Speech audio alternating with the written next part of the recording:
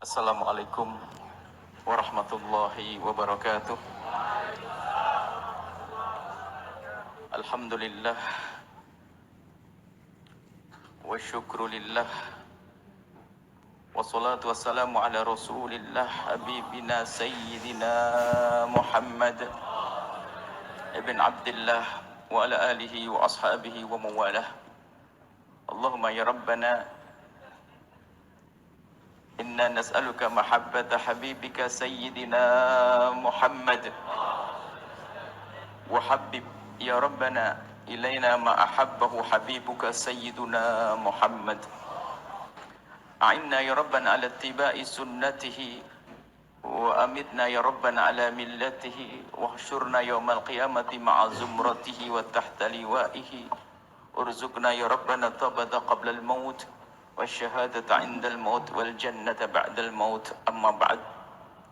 Yang sangat kami cintai, kami muliakan para perindu baginda Nabi, pecinta baginda Nabi sallallahu alaihi wasallam,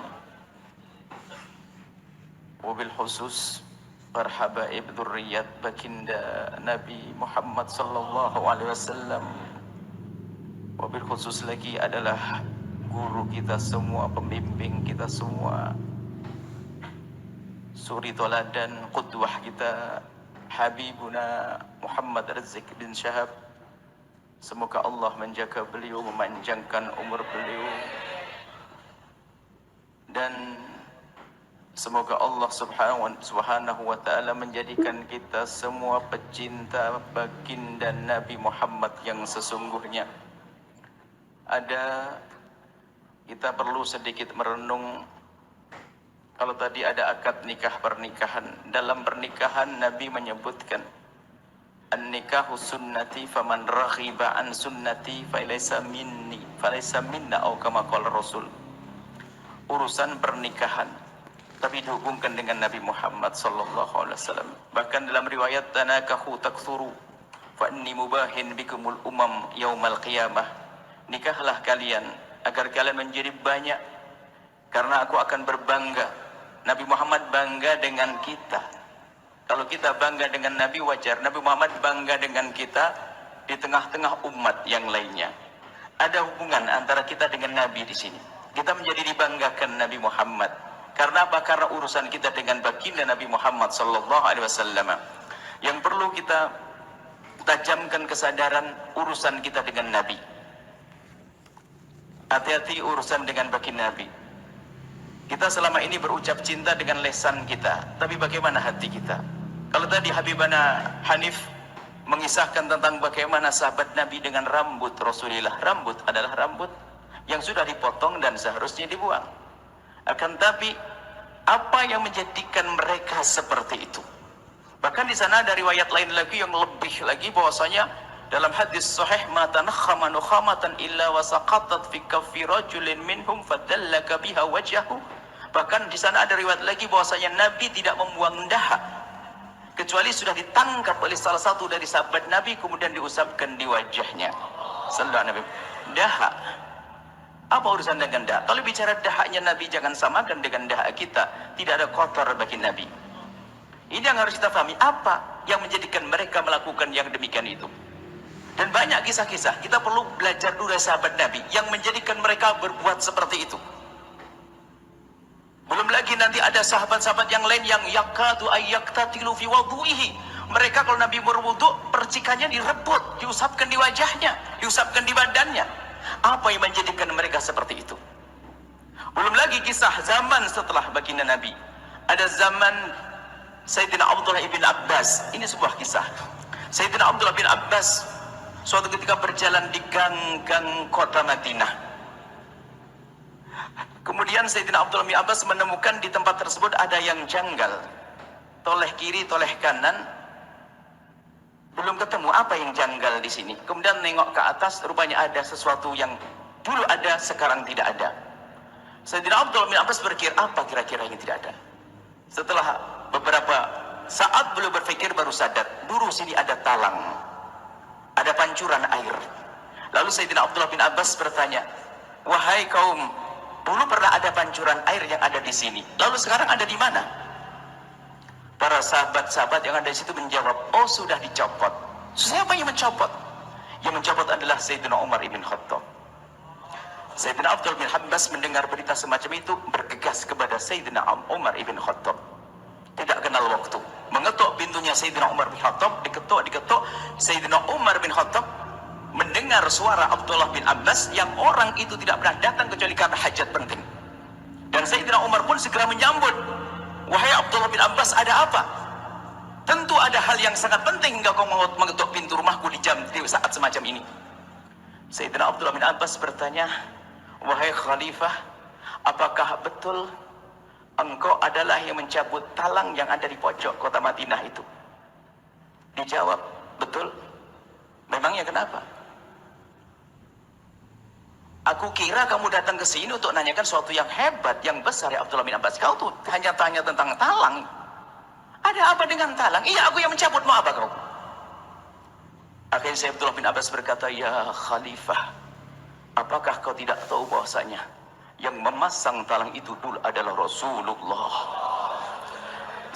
Mendengar jawaban dari Sayyidina Abdullah bin Abbas, Sayyidina Umar gemeteran dan berkata, semula aku kira urusanmu sepele karena ini ada urusannya dengan Nabi Muhammad menjadi urusan penting, wahai Abdullah bin Abbas. Kemudian Sayyidina Umar lalu keluar mengambil ke gudang, ke tempat menyimpan talang. Sayyidina Abdullah bin Abbas mengikuti belakangnya, diambil Sayyidina Umar. Sayyidina bin Abbas ingin mengambil, dikatakan tidak ya Abdullah bin Abbas, biar aku yang membawanya. Sehingga Sayyidina Umar mendekat ke tempat talang, tempat yang dicabut talangnya. Di tempat itu Sayyidina Umar bin Khattab bertanya, Abdullah bin Abbas, bantu aku untuk mengangkat, memasang talang ini kembali. Di saat ditanya seperti itu, di saat disuruh seperti itu, Abdullah bin Abbas malah pergi. Ya Abdullah bin Abbas, kemana kau?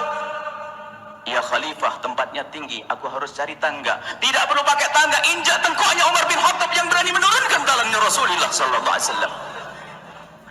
Ini sebuah kisah. Apa makna dari ini semuanya? Menyadari begitu pentingnya urusan dengan Nabi Muhammad sallallahu alaihi wasallam. Orang menghancurkan Islam tidak macam-macam caranya. Dijauhkan dari baginda Nabi Muhammad. Bermacam-macam cara menjauhkan baginda Nabi Muhammad. Di antaranya bagaimana menanamkan kebencian dengan Duriyah Nabi Muhammad, sahabat Nabi Muhammad, syariat Nabi Muhammad. Kadang-kadang dibicarakan tentang suku Nabi Muhammad, kearaban Nabi Muhammad, dan bermacam-macam. Itu semua adalah upaya bagaimana menjauhkan kita dari Nabi Muhammad sallallahu alaihi wasallam. Ini yang harus kita sadar. Begitu pentingnya urusan dengan Nabi Muhammad. Jangan sampai ada sedikit pun terlintas ketidaksenangan kita jika ini ada urusannya dengan Nabi Muhammad sallallahu alaihi wasallam. Kalau Anda belajar ilmu fikih, di sana ada bab namanya bab istinja. Istinja dengan batu itu boleh-boleh saja. Suka-suka yang mau istinja, tidak namanya mubah. Ada air pun boleh.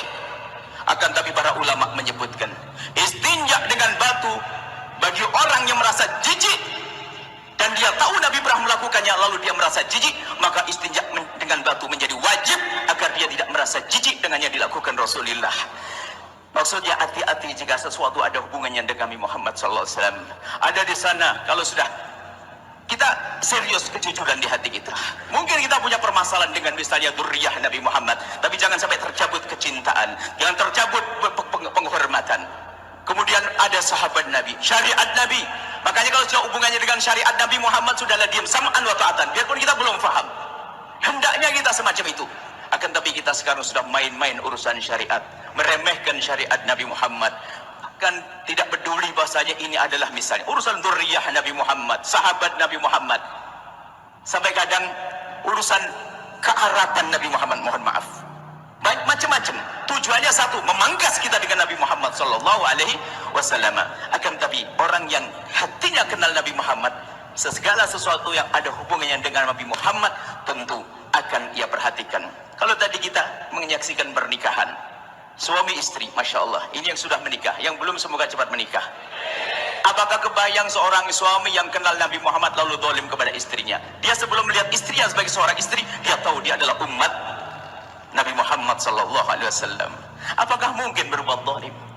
Seorang suami, seorang istri yang melihat suaminya, sebelum tahu itu adalah suaminya, dia tahu adalah dia umat Nabi Muhammad sallallahu alaihi wasallam. Jadi menyadari keterikatan hati dengan Nabi Muhammad itu penting bagi kita. Saat ini kita kekurangan di sini, sehingga kita begitu mudah berbuat zalim, mudah mencaci, mudah menanamkan kebencian. khususnya kepada sesuatu yang sangat dekat kepada baginda Nabi Muhammad sallallahu alaihi wasallam. Ada di urusan misalnya yang kami sebut kebetulan di sini para habaib dzurriyyah Nabi Muhammad sallallahu alaihi wasallam.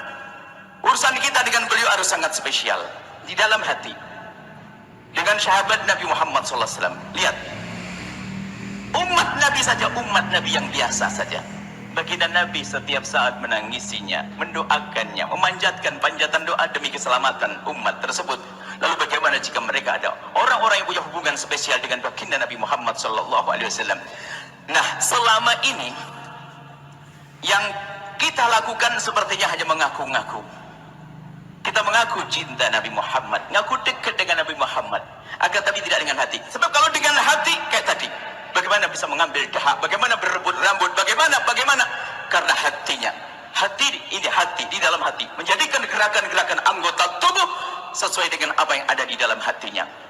Cinta kepada baginda Nabi Muhammad sallallahu alaihi wasallam itulah yang diserukan oleh para habaibna ulama'na. Cinta to the point, cinta Nabi. Tapi ketahuilah, kalau cinta Nabi tidak bisa langsung tutup poin. Nabi sudah wafat. Tapi siapa yang ditinggal? Umat Nabi, dzurriyyah Nabi, syariat Nabi, segala sesuatu argumen Nabi. Nabi Muhammad sudah tidak ada. Maka bagaimana kita bisa melihat Nabi Muhammad ada pada umatnya, ada pada dzurriyyahnya, ada pada ulamanya, ada pada syariatnya. Itu yang harus kita hadirkan. Pandai melihat Nabi Muhammad. Bukan urusan kita melihat Nabi Muhammad dalam mimpi, di alam nyata ini kita ingin melihat Nabi Muhammad. Ada Nabi Muhammad ya ini, ada Nabi Muhammad ini. Ini umat Nabi Muhammad bersyahadat dan seterusnya. Ini yang perlu kita hadirkan. Maka ini kebetulan di tempat ini kami ya biar ditasheh sama habaibuna ini, kalau ada kekurangan nih kita ingin sambung hati ini belajar Masya Allah. Jadi wahai ahli iman, benahi atau koreksi kembali urusan kita seperti apa dengan Rasulullah sallallahu alaihi wasallam. Kalau urusan misalnya urusan syariat Nabi, kalau kita belum bisa melakukan, katakan aku belum bisa melakukan, tapi jangan meremehkan. Kalau bahkan urusan sepele, sunnah Nabi contoh saja. Sunnah Nabi itu sunnah, tapi kalau dalam irama pembangkangan akan menjadi masalah. Makan dengan tangan kanan itu kan sunnah. Sahabat Nabi ada makan dengan tangan kiri. Diingatkan Nabi, makanlah kau dengan tangan kananmu. Dia mengatakan la astati. Dibilang Nabi suruh makan dengan tangan kanan, dia bilang la astati. Oleh Nabi menjawab la stata'ta, kau tidak akan bisa, nggak bisa lagi mengangkat tangannya. Maknanya biarpun sunnah Nabi, segala kalau sudah disebut nama Nabi Muhammad Islam, maka tolong tundukkan kepalamu dan lihat bahasanya itu ada Nabi Muhammadnya. Sederhana. Kalau kita biasakan semacam itu beres urusan kita ini. Akan tapi kadang kita punya kecongkaan dengan Nabi Muhammad, kecongkaan dengan syariat Nabi Muhammad, kecongkaan dengan ajaran Nabi Muhammad. Akhirnya jadilah kita mudah, kita ini akan dihancurkan oleh siapa saja. Sebab kekuatan kita, kedekatan kita dengan Nabi Muhammad menjadikan kekuatan iman di dalam hati kita, ketakwaan, dan itu mengundang pertolongan dari Allah Subhanahu wa taala. Jadi ini, maka majelis ini kesempatan sekali, ini majelis penyambung hati kita dengan Rasulullah. Semuanya koreksi diri masing-masing. Jujur, urusan sepele, makan dengan tangan kanan. Kita makan dengan tangan kanan kita, Masya Allah. Kita tahu monyet, ada orang kafir, ada monyet makan dengan tangan kanan, ada atau tidak? Berarti Anda sama dengan monyet, sama-sama makan dengan tangan kanan. Tangan kanan, kita makan dengan tangan kanan, monyet pun ternyata ada yang makan dengan tangan kanan. Orang kafir ada yang makan dengan tangan kanan. Apa yang membedakan? Hayo. Kalau kita makan dengan tangan kanan, karena kita sambung dengan siapa? Baginda Nabi Muhammad. Biasakan sederhana, kita makan tangan. Kita kadang ingatkan anak kita pun belum biasa dengan Rasulullah. Anak kita mungkin ada yang makan dengan tangan kirinya. Lalu seorang ibu atau seorang bapak ngingatkan, sayang kalau makan jangan pakai tangan kiri. Pakai tangan yang bagus dong sayang. Pakai yang bagus sayang. Biasanya begitu kita mengingatkan. Dan itu benar. Cuman kita perlu lebih benar lagi. Siapa di antara kita yang melihat anaknya waktu makan dengan tangan kirinya, lalu kita mengingatkan dia dengan bahasa lembut, wahai sayang, anakku tercinta, makanlah kau dengan tangan kanan. Seperti Rasulullah. Kita lupa menyambungkan diri kita dengan baginda Nabi. Ini ilmu sederhana. Anda ke toilet tadi pagi, pasti semuanya. Kalau masuk toilet disunahkan masuk kaki kiri, betul. Sekarang pertanyaan, tadi pagi waktu Anda masuk ke toilet, kaki kanan dulu atau kiri dulu? Bentar dulu. Kaki kanan dulu, kaki kanan dulu atau kiri dulu, atau Anda ingat? Sudah berubah. Itu menunjukkan kita belum biasa yang sederhana dengan Nabi. Kalau Anda sudah biasakan seperti itu, nggak akan bisa meremehkan syariat Nabi. Urusan sahabat Nabi, ahli bait Nabi, semuanya akan ada di hati. Kenapa? Kita biasa memuliakan baginda Nabi Muhammad SAW. Tidak ada nama Nabi Muhammad jatuh kecuali dia gemeteran akan mengambilnya segera. Tidak akan berani menyebut Nabi Muhammad dengan namanya seperti namanya orang tetangga kita. Pasti akan digelari Rasulullah atau Sayyiduna atau apa. Ini adalah seruan hati itu, bukan main-main. Tanyakan diri kita masing-masing yang biasa mengaku cinta. Mengaku cinta dengan lisan sama gampang. Kita bisa membuat kertas 1000 lembar tempel di rumah kita. Aku cinta Nabi Muhammad. Akan tapi cinta di dalam hati harus ada bukti. Seperti seorang sahabat Nabi mengambil hak Nabi, seorang sahabat Nabi mengambil rambut Nabi, seorang sahabat Nabi seperti Sayyidina Abdullah bin Abbas bagaimana mengagungkan bagaimana talang baginda Nabi Muhammad SAW. Ini adalah yang harus jadi bahan koreksi kita di rumah kita nanti. Istri kita, wanita di rumah kita. Baginda Nabi SAW mengatakan An-Nisa, kelembutan dengan wanita. Dan seorang istri menjadikan suami adalah imam di rumahnya. Itu semua kan pendidikan dari Nabi SAW. Dan Nabi mengajarkan kelembutan, keindahan, kebahagiaan dalam rumah kita. Anak-anak tolong, jangan sampai kita yang dekat dengan Nabi hanya kita saja. Kalau serius kita, kalau orang meyakini bahwasanya yang diomongkan itu dari hatinya, nggak mungkin orang yang sangat dicintainya tidak mendapatkannya. Seorang yang cinta dunia, pebisnis, dia sukses dengan bisnisnya, pasti karena bisnis dan dunia ada di hatinya, maka anaknya pun akan dididik untuk menjadi seorang pebisnis. Tapi kalau Anda atau kita katanya mengaku cinta Nabi, dan kita sudah sukses dengan kecintaan Nabi dengan bermacam-macam yang kita miliki, sekarang tanyakan anak kita sekolah di mana, ngaji dengan siapa, belajar kayak apa. Ini adalah kejujuran, ketulusan. Kalau kita bekerja, kita berdagang, kira-kira Nabi senang atau tidak? Kalau rumah kita didatangi oleh Nabi Muhammad, senang atau tidak? Ini berandai-andai saja. Oh, didatangi guru kita saja, Habibah Narzik datang ke rumah kita, senangnya kiranya luar biasa, ya enggak? Coba, kalau Nabi datang ke rumah kita, senang atau tidak? Anda ngomong senang ini benar enggak? Yakin? Kalau Anda ngomong senang ini benar, pasti Anda sudah mempersiapkan rumah Anda. Atau cekak? Jadi rumah Anda pantas didatangi Nabi atau tidak? Bagaimana Anda senang? Katanya Nabi akan Anda undang setiap saat dalam Anda bersolawat. Rumah Anda. Kalau Nabi masuk rumah Anda, kira-kira bagaimana Anda? Apa yang ada di rumah kita? Apa yang kita tonton? Apa yang kita... Jadi kita harus serius dong dengan Nabi Muhammad SAW. Ini urusan pribadi antara kita dengan Rasulullah, bukan sekedar ngaku-ngaku. Kalau Nabi masuk rumah kita, tak tahu yang balik lagi. Aduh umatku kok begini. Apa yang ditonton? Apa itu dan seterusnya? Apa ini? Kita perlu jujur dengan baginda Nabi Muhammad SAW. Inilah yang bisa kami sampaikan. Soalnya itu nasihat untuk saya sendiri. Saya itu kalau ngomong sendiri kan nggak enak. Maka saya ngomong begini, kuping saya letakkan di sini. Sebenarnya kami ingin belajar mencintai baginda Nabi Muhammad SAW. Biasakan di saat makan ingat Nabi Muhammad. Bukankah kaidah cinta begitu? Kalau makan ingat dia, kalau minum ingat dia. Bahkan dikatakan para ulama, kalau kau masuk toilet, kemudian mestinya kaki kiri dulu, kok kaki kanan dulu, maka tarik kaki kananmu, ingat Nabi Muhammad, baru masukkan kaki kiri. Biasakan seperti itu. Jangan los-losan begitu. Ini urusan yang ringan-ringan, sunnah Nabi Muhammad sallallahu alaihi wasallam. Ini saja. Nuhibbukum fillahi. Assalamualaikum warahmatullahi wabarakatuh.